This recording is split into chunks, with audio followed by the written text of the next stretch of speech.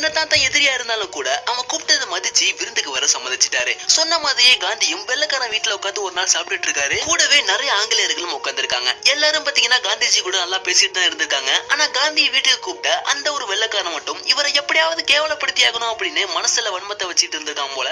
இவனுக்கு காந்தி மேலையும் இந்திய மக்கள் மேலையும் எந்த அளவுக்கு வெறுப்பு இருந்தது அப்படின்னா, இந்தியர்கள் பயன்படுத்துற வந்தே மதரம் அப்படிங்கிற புனித பெயரை அவன் வீட்டுல வளர்க்கிற நாய்க்கு பாத்தீங்கன்னா பெயரா வச்சிருக்கான். இங்க விருந்து நல்லபடியா போயிட்டு இருந்த நிலையில அந்த வெள்ளக்கார பையன் திடீர்னு அவன் வளர்க்கிற நாயை பாத்தீங்கன்னா வந்தே மதரம் கம், வந்தே மதரம் கோ அப்படின்னு காந்தியை வெறுப்பேற்றணும் அப்படிங்கிறதுக்காகவே எல்லாரும் முன்னாடியும் அந்த நாயை கூப்பிடுறான். அடுத்து என்ன நடந்துச்சுன்னு பார்க்கறதுக்கு முன்னாடி இந்த வீடியோக்கு ஒரு லைக் மட்டும் பண்ணிருங்க. இதே மாதிரி 3 தலைவர்களை பத்தி இந்த வீடியோ பார்ப்போம். சோ ஸ்கிப் பண்ணாம கடைசி வரையும் பாருங்க. Back to the topic. உடனே எல்லா ஆங்கிலேயர்களும் காந்தியை பார்க்க, ஆனா அவரோ அவன் சொல்றதை புரிஞ்சுக்கிட்டு காதுல வாங்காத மாதிரி கீழே குனிஞ்சு சாப்பிட்டுட்டு இருக்காரு. அந்த வெள்ளக்காரனும் எப்படியாவது காந்தியை வெறுப்பேற்றி பதில் பேச வைக்கணும் அப்படின்னு அவனோட நாயை பாத்தீங்கன்னா வந்தே மதரம் கம் கோ அப்படின்னு கூப்பிட்டுக்கிட்டே இருக்க, காந்திஜி கொஞ்சம் கூட தலை நிமிர மாதிரி தெரியல. ஒரு கட்டத்துல பொங்கி எழுந்த அந்த வெள்ளக்கார பைய காந்தி கிட்ட, உங்க நாட்டுடைய வந்தே மதரம் அப்படிங்கிற புனித சொல்ல என்னோட நாய்க்கு நான் பேரா வச்சிருக்கேன், இது எனக்கு ரொம்ப பெருமையா இருக்கு, இது உங்களுக்கு கோபம் வரலையா அப்படின்னு கேட்க, சட்டுன்னு எழுந்திருச்ச காந்திஜி சிரிச்சுக்கிட்டு, கிறுக்க பயல்கிட்ட பேசி நேரத்தை வீணாக்க எனக்கு விருப்பம் இல்ல, இருந்தாலும் உனக்கு பதில் சொல்றேன், எங்க நாட்டுல வந்தே மதரம் அப்படின்னா இந்திய தாயை வணங்குகிறோம் அப்படின்னு பொருளை உணர்ந்து நாங்க சொல்லுவோம். நீ உன்னோட நாய்க்கு வந்தே மதரம்னு பெயர் வச்சுக்கிறத பார்த்தா உன்னுடைய தாய் அந்த நாய் தான் போல, இவ்வளவு நேரம் உன்னுடைய அம்மாவை தான் நீ கம் கோ அப்படின்னு கூப்பிட்டு இருந்தது எனக்கு தெரியாம போச்சு அப்படின்னு சொல்லி எல்லாரும் முன்னாடியும் அந்த வெள்ளக்காரனுக்கு சரியான பதிலடி கொடுத்திருக்காரு காந்திஜி.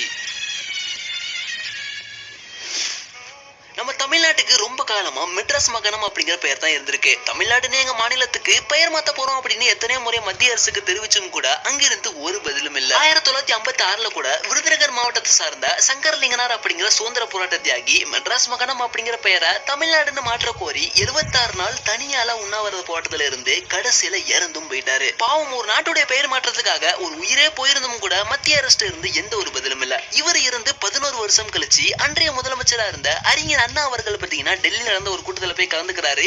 எல்லா முக்கிய உறுப்பினரும் இருக்கிற அந்த ஒரு கூட்டத்துல அறிஞர் அண்ணா எழுந்திருச்சு, எங்களுடைய மாநிலத்துக்கு மெட்ராஸ் மாகாணம் அப்படிங்கிற பழைய பெயரை எடுத்துட்டு தமிழ்நாடுன்னு பெயர் மாற்றி தருமாறு தாழ்மையுடன் கேட்டுக்கொள்கிறேன் அப்படின்னு சொல்லி டீசெண்டா உட்கார்ந்துட்டாரு அண்ணா. உடனே அங்க உள்ள ஒரு உறுப்பினர் பாத்தீங்கன்னா அதெல்லாம் உங்களுக்கு மாத்தி தர முடியாதுன்னு தடை விதிச்சு, இந்த நேரத்துல தமிழ்நாடுன்னு பெயரை வச்சு நீங்க என்னத்தை சாதிக்க போறீங்க அப்படின்னு வார்த்தையை விட்டாரு அந்த உறுப்பினர். டக்குன்னு எழுந்திருச்ச அண்ணா அவர்கள், பெயர் மாத்துறது மூலமா நாங்க ஒன்றும் சாதிக்க போறது இல்ல, பார்லிமெண்ட் அப்படிங்கிற பெயரை லோக்சபா அப்படின்னு மாத்திருக்கீங்களே, இது மூலமா நீங்க என்னத்தை சாதிச்சீங்க அப்படின்னு பதிலுக்கு கேட்டு அங்க எழுந்த அத்தனை கேள்விகளுக்கும் பதிலடி கொடுத்து அந்த உறுப்பினரையும் பாத்தீங்கன்னா பதில் பேச முடியாத அளவுக்கு தன்னுடைய பேச்சு திறமையினாலே திணறடிச்சு இறுதியா பல வருட போராட்டத்துக்கு அப்புறம் பாத்தீங்கன்னா அறிஞர் அண்ணா அவர்கள் தமிழ்நாடு அப்படிங்கிற பெயர் மாற்றத்திற்கு சம்மதமும் வாங்கி கொடுத்திருக்காரு. ஃபைனலா பல மக்கள் பல தியாகிகள் ஆசைப்பட்ட மாதிரியே 1968 மெட்ராஸ் மகனம் அப்படிங்கிற நம்ம மாநிலத்துக்கு தமிழ்நாடு அப்படிங்கிற பெயர் மாற்றப்பட்டது. பாவம், கஷ்டப்பட்டு போராடி பெயர் வாங்கி கொடுத்த அறிஞர் அண்ணா அவர்கள் பாத்தீங்கன்னா அடுத்த வருடமே 1969 உயிர் இருந்திருக்காரு. 1942 ஹிட்லரை மீட் பண்றதுக்காக சுபாஷ் சந்திர போஸ் பாத்தீங்கன்னா ஜெர்மனிக்கு கிளம்புறாரு. இந்தியால இருந்து ஜெர்மனிக்கு கிளம்பி போனா அங்க ஒரு மிகப்பெரிய மாளிகை, அதுக்குள்ள பாத்தீங்கன்னா ஜெர்மனுடைய எல்லா அதிகாரிகளும் இருக்காங்க. அவ்வளவு கூட்டத்துக்கு மத்தியில ஹிட்லர் பாத்தீங்கன்னா யாரு கூடயோ திரும்பி நின்று பேசிட்டு இருக்காரு. ஸ்ட்ரைட்டா போன நேதாஜி பாத்தீங்கன்னா யாரையும் சந்திக்காம நேரா போய் ஹிட்லர் தோள்பட்டையில கையை வச்சு கூப்பிட்டுருக்காரு. நேதாஜி அவர்கள் ஹிட்லர் மேல கை வச்சு கூப்பிட்டதை பார்த்த அங்க உள்ள அத்தனை அதிகாரிகளும் பாத்தீங்கன்னா ஆச்சரியமும் பயத்திலையும் பாக்குறாங்க. காரணம், ஹிட்லர் தோள்பட்டை மேல யாருமே கை வச்சு கூப்பிட்டது இல்லையாம். சில பேர் ஹிட்லர் மேல கையை வச்சு கூப்பிட்டு அவருக்கு ஹிட்லர் பாத்தீங்கன்னா பனிஷ்மெண்டே கொடுத்திருக்காரு. காரணம், ஹிட்லர் தன் மேல அந்த அளவுக்கு எல்லார்கிட்டையும் பயத்தை ஏற்படுத்தி வச்சிருக்காரு. இந்த நேரத்துல நேதாஜி அவர்கள் பாத்தீங்கன்னா சர்வ சாதாரணமா ஹிட்லர் மேல போய் கையை வைக்க அடுத்து என்ன நடந்துச்சுன்னு நினைக்கிறீங்க?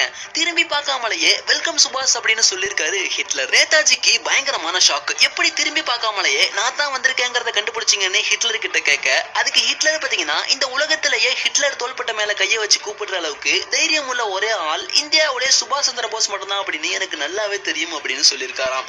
இது மூலமா எப்படிப்பட்ட ஹிட்லருக்கு நம்ம நேதாஜி மேல ஒரு பயம் இருந்திருக்கும் அப்படின்னு பாருங்களேன்.